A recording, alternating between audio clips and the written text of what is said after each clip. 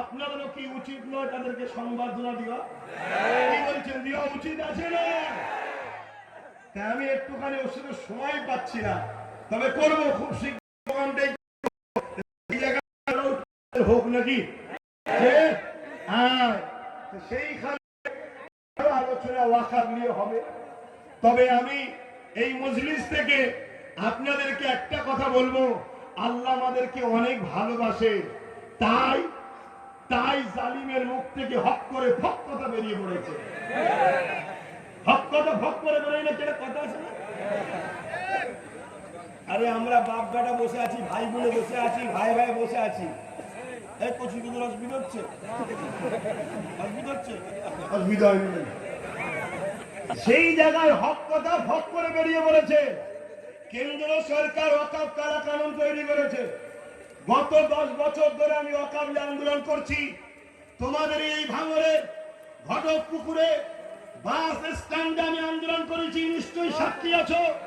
আমি বলেছিলাম একটা দিন আসছে মসজিদ আমাদের থাকবে না, মাদ্রাসা আমাদের থাকবে না, কবরস্থান আমাদের থাকবে না, ঈদগাহ আমাদের থাকবে না। আন্দোলন করো, লড়াই করো, রাজপথ তৈরি করো। এতে অনেক আলেম উলামা, অনেক নামধারী মুসলমান আমার সমালোচনা করেছে না করেনি? আজকে বড় ওয়াকফের বিরুদ্ধে বিল হয়েছে না হয়নি? মসজিদ মাদ্রাসা ভাঙা হচ্ছে না হয়নি? মসজিদ মাদ্রাসা ধ্বংসের দিকে দিয়ে যাচ্ছে না যায়নি? গত 10 বছর ধরে বলছি, কিন্তু দুঃখের সাথে বলতে হয় আমার কথাকে গুরুত্ব সেদিন দেয়নি।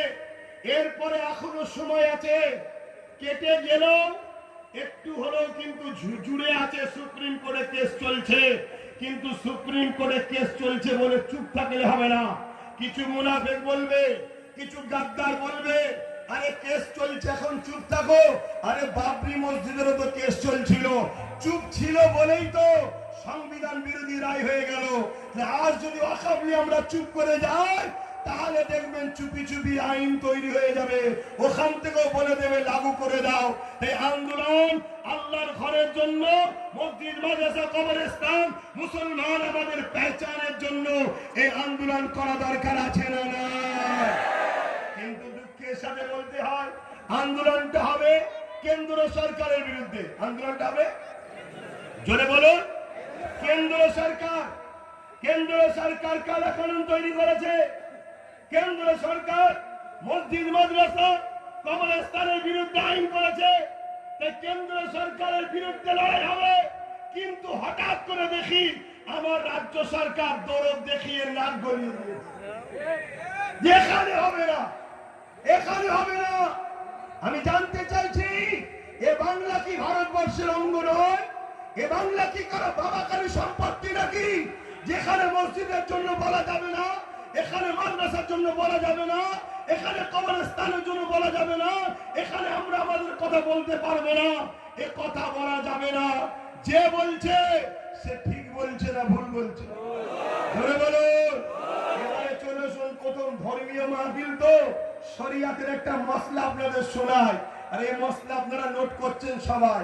মুফতি মৌলানা আলেমদের ঘরে দেবেন, কারো যদি দম থাকে ফতোয়াটা কেটে দিতে বলবেন, দালাল গুলোকে চিনবো। তাহলে ফতোয়া কি? রাসূল বলেছে অন্যায় দেখলে হাত দিয়ে রাখো, অন্যায় দেখলে হাত দিয়ে রাখো। যদি হাতে ক্ষমতা না থাকে মুখ দিয়ে রাখো, মুখে যদি ক্ষমতা না থাকে অন্তর থেকে ঘৃণা করে দূরে সরে যাও। কেন্দ্র সরকার সংবিধান বিরোধী ওয়াকফ কালা কানুন তৈরি করেছে, এটা ন্যায় করেছে না অন্যায় করেছে?